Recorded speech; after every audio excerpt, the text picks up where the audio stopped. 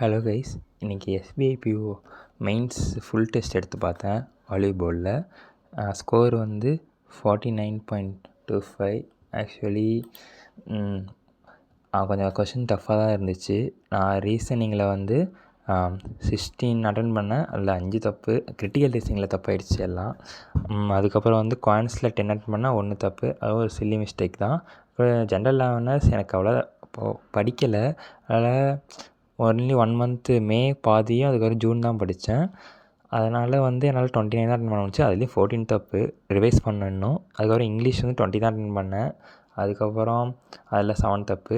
டோட்டலாக 48 கரெக்டு, 27 தப்பு. ஸ்கோர் வந்து 49.25. அதுக்கப்புறம் அனலைஸ் பண்ணி பார்த்தேன். அனலைஸ் பண்ணும்போது தான் தெரிஞ்சிச்சு, சில ஈஸி கொஷின்ஸ் எல்லாம் விட்டுருக்கேன்.